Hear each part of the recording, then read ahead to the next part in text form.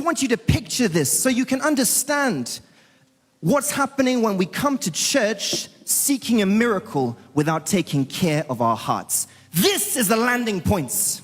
This is the tarmac. This is the area where the plane wants to land, but there's an obstacle. There's a hindrance. There's a barrier.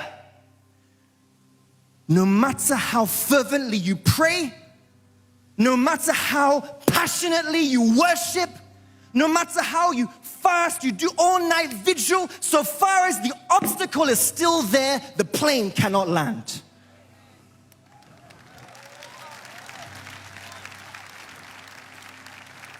Many of us start running from one place to another, trying to find solution, not knowing that the problem is within us.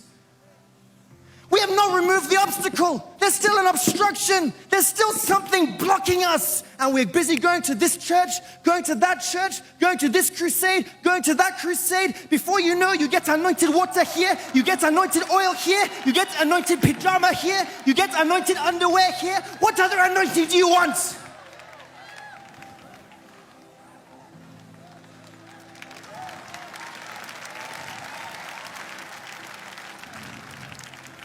You run from man of God to man of God, but the problem is within you. There's an obstacle. And you know what happens? This is the painful parts. By the time you run up and down, look for solution, and you don't seem to see that blessing coming, you hear the noise of the plane going over you, missing you. Someone else receiving a blessing, someone else receiving that touch. You say, why not me?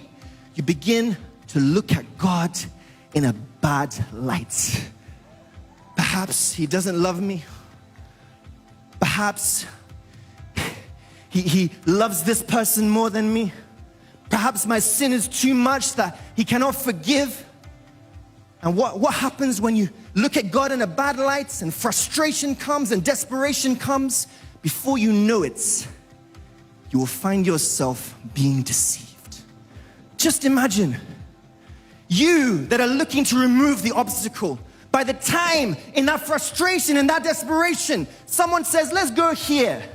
You go there and you find yourself in the house of a spiritualist, where you are touched by someone who's not supposed to touch you, where you taste what a Christian is not supposed to taste. Rather than removing the obstacle, you only seem to increase it.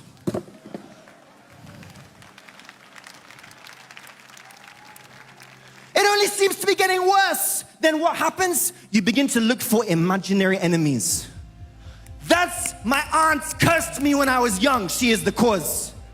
That's my grandmother. Oh God. God will deal with her. What happens? What's going on? As a result of that, another obstacle.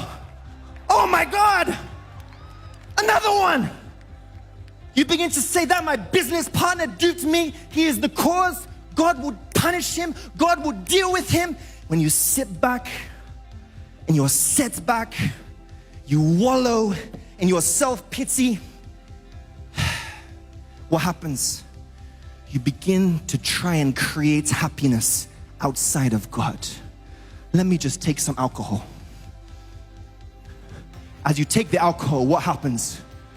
What happens? What happens? Another one!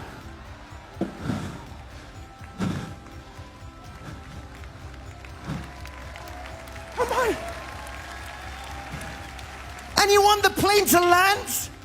You want God to come with his cargo of blessings, peace, joy, abundance, all the promises in the scriptures. You want them to be released unto your life, but your heart is filled with obstacles. Maybe this is offense. You've not forgiven that person that offended you last year, and you're here in the church today. God bless me. God heal me. God deliver me. God set me free. Remove offense, and the blessing will come.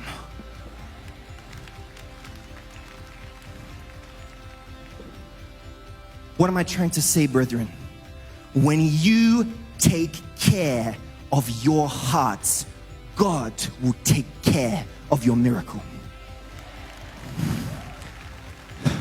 When you take care of your hearts, God will take care of your blessing.